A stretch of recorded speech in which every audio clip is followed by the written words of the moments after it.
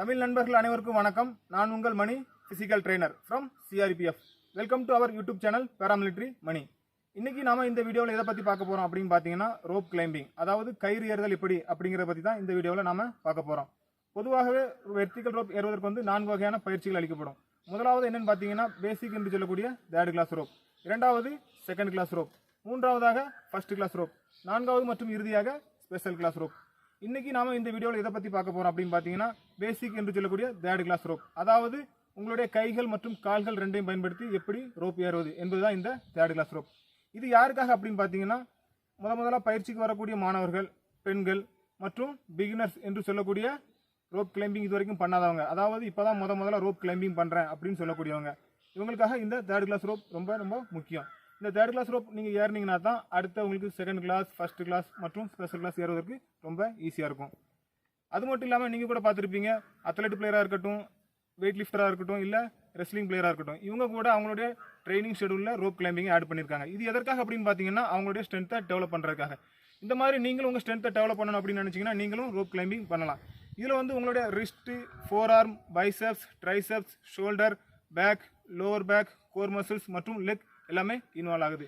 இந்த எல்லா மசில்ஸோட ஸ்ட்ரென்த்தையும் டெவலப் பண்ணுறதுக்கு என்னென்ன எக்ஸசைஸ் பண்ணணும், அதுவும் ரோப் மூலமாகவே என்னென்ன எக்ஸசைஸ் பண்ணணும், கூடவே என்ன டெக்னிக் என்பதையும் இந்த வீடியோவில் நான் கொடுத்துருக்கேன். இதன் மூலமாக நீங்கள் ஈஸியாக தேர்ட் கிளாஸ் ரோப் கிளைம்பிங் பண்ணலாம், அதுவும் 2 வாரத்தில். வீடியோவை ஸ்கிப் பண்ணாமல் முழுசாக பாருங்கள், அப்போ தான் உங்களுக்கு ஈஸியாக புரியும். கூடவே நம்ம சேனலில் கொஞ்சம் ஃபிசிக்கல் சம்மந்தமாக வீடியோ அப்லோட் பண்ணியிருக்கேன். குறிப்பாக ஆர்மி மற்றும் தமிழ்நாடு போலீஸ் ஃபிசிக்கல் டெஸ்ட்டில் ரன்னிங்க்கு தயார் பண்ணக்கூடிய மாணவர்கள், அதாவது உங்களுடைய ரன்னிங் ஸ்பீடு அதிகரிக்க என்ன பண்ணணும், லாங் ஸ்டெப்பில் ஓடுவதற்காக என்ன பண்ணணும், அது மட்டும் இல்லாமல் உங்களுடைய ஸ்டாமினா ப்ளஸ் சரியான ரன்னிங் போஸ்டரில் ஓடுவதற்காக என்ன பண்ணணும் அப்படிங்கிறதுக்காக ஏபிசி ட்ரில் என்று சொல்லக்கூடிய ரன்னிங் எக்ஸசைஸும் இந்த சேனலில் அப்லோட் பண்ணியிருக்கேன்.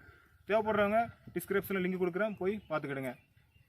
இந்த எக்ஸசைஸை வந்து நீங்கள் 1 மாதமாக பண்ணிங்கன்னா உங்களுக்கு கண்டிப்பாக நல்ல ரிசல்ட் கிடைக்கும். அது மட்டும் இல்லாமல் இந்த எக்ஸசைஸை வாரத்தில் 3 நாள் மட்டும் பண்ணுங்கள். ஒரு நாள் விட்டு ஒரு நாள் பண்ணுங்கள், அப்போ தான் உங்களுடைய பாடி ரிகவர் ஆகிறதுக்கு சரியாக இருக்கும். அது மட்டும் இல்லாமல் உங்களுடைய ரன்னிங் டேட், அதாவது ஃபிசிக்கல் டெஸ்ட்டுக்கு இன்றைக்கி போகிறீங்க அப்படின்னா இந்த டேட்லேருந்து 1 வாரத்துக்கு முன்னாடியாகவே இந்த எக்ஸசைஸ் எல்லாத்தையும் ஸ்டாப் பண்ணிடுங்க. அப்போ தான் உங்களுடைய பாடி ரிகவர் ஆகிறதுக்கு சரியாக இருக்கும். இதில் வந்து ஹிந்தியில் பேசியிருப்பேன், ஆனால் நீங்கள் ஒரு டைம் பார்த்தீங்கனாலே உங்களுக்கு ஈஸியாக புரியும். ஓகே நண்பர்களே, வாங்க போகலாம் வீடியோக்குள்ளே. அதுக்கு முன்னாடி நம்ம சேனலை இப்போ தான் முதல்ல பார்க்குறீங்க அப்படின்னா சேனலை மறக்காமல் சப்ஸ்கிரைப் பண்ணுங்கள், கூடவே பெல் பட்டனையும் ப்ரெஸ் பண்ணுங்கள். அப்போ தான் நான் போடக்கூடிய லேட்டஸ்ட் வீடியோ உங்களுக்கு உடனுக்குடன் வந்து கிடைக்கும்.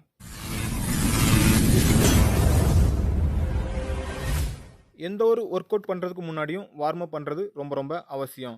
அப்போ தான் உங்களுக்கு இன்ஜுரி ஏற்படாது. நீங்கள் வார்ம் அப் பண்ணாமல் டைரெக்டாக ஒர்க் அவுட் பண்ணிங்கன்னா உங்களுடைய ஷோல்டர், எல்போ மற்றும் மசில்ஸில் இன்ஜுரி ஏற்படுறதுக்கு சான்சஸ் அதிகம். ஸோ ஒர்க் அவுட்டுக்கு முன்னாடி ஒரு 5 நிமிஷம் ஜென்ரல் வார்ம் அப், அதாவது நார்மலாக ஜாக்கிங் ப்ளஸ் ஜம்பிங் ஜாக் இந்த மாதிரி பண்ணிங்கனாலே ஜென்ரல் வார்ம் அப் ஆகிடும். அதுக்கப்புறமா உங்களுடைய எல்லா ஜாயிண்ட்டையும் லைட்டாக ரொட்டேட் பண்ணிவிட்டு மொபைலிட்டி எக்ஸசைஸ் பண்ணுங்கள். அதுக்கப்புறமா மைல்டு ஸ்ட்ரெச்சிங், அதுக்கப்புறமா உங்களுடைய ஒர்க் அவுட் செஷனை ஆரம்பிங்க. முதலாவதாக நம்ம பார்க்க போகிறது ஸ்ட்ரென்த்திங் எக்ஸசைஸ், அதாவது ரோப் கிளைம்பிங் பண்ணும்போது நம்மளுடைய எந்தெந்த மசில்ஸ் எல்லாம் இன்வால்வ் ஆகுதோ அந்த மசில்ஸோடைய ஸ்ட்ரென்த்தை டெவலப் பண்ணுறதுக்காக பண்ணக்கூடியது. இப்போ நீங்கள் பார்க்குறது ஆஸ்திரேலியன் புல்லப்ஸ். இது வந்து உங்களுடைய பைசெப்ஸ் மசில்ஸ் மற்றும் பேக் மசில்ஸோடைய ஸ்ட்ரென்த்தை டெவலப் பண்ணுறதுக்காக.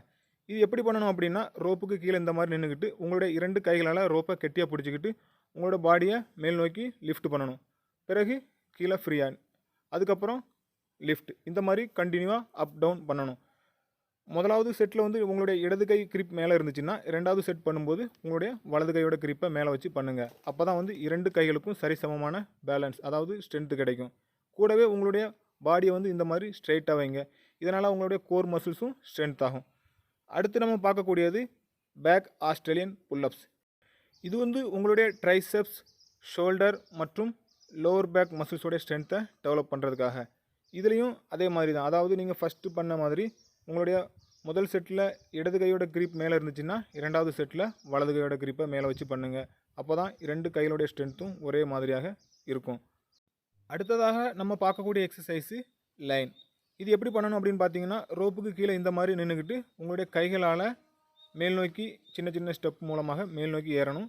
அதுக்கப்புறமாக சின்ன சின்ன ஸ்டெப்பில் கீழ் நோக்கி இறங்கணும் இந்த மாதிரி. இது எதற்காக அப்படின்னு பார்த்தீங்கன்னா சில பேருக்கு வந்து ரோப் கிளைம்பிங் பண்ணும்போதும் சரி இறங்கும் போதும் சரி அவங்களுடைய ஹேண்டை வந்து சேஞ்ச் பண்ணுறதுக்கு வராது. நீங்கள் இந்த மாதிரி ப்ராக்டிஸ் பண்ணும்போது அந்த பிரச்சனை உங்களுக்கு வராது. கூடவே உங்களுடைய ஹேண்ட் கிரிப்பும் ஸ்ட்ராங் ஆகும்.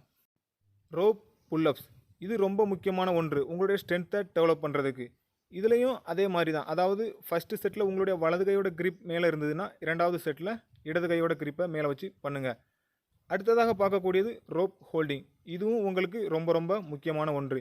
இது எதற்காக அப்படின்னு பார்த்தீங்கன்னா, உங்களுடைய ஹேண்ட் கிரிப்பை ஸ்ட்ராங் பண்ணுறதுக்காக. ரோப் கிளைம்பிங் பண்ணும்போது உங்களுடைய ஹேண்ட் கிரிப் ரொம்ப ரொம்ப முக்கியம். உங்களுடைய ஹேண்ட் கிரிப் நல்லா ஸ்ட்ராங்காக இருந்ததுன்னா நீங்கள் ஈஸியாக ரோப் கிளைம்பிங் பண்ணலாம். ஃபஸ்ட்டு ஸ்டார்டிங்கில் வந்து நீங்கள் இந்த மாதிரி ஹோல்டிங் வந்து ஒரு 30 செகண்ட் வரைக்கும் ஹோல்டு பண்ணுங்கள். நல்லா ப்ராக்டிஸ் ஆன அப்புறம் இந்த டைமிங் கொஞ்சம் கூடுதலாக்கி 1 நிமிஷம் வரைக்கும் நீங்கள் ஹோல்டு பண்ணலாம். இதனால் உங்களுடைய ஹேண்ட் கிரிப் நல்லா ஸ்ட்ராங் ஆகும்.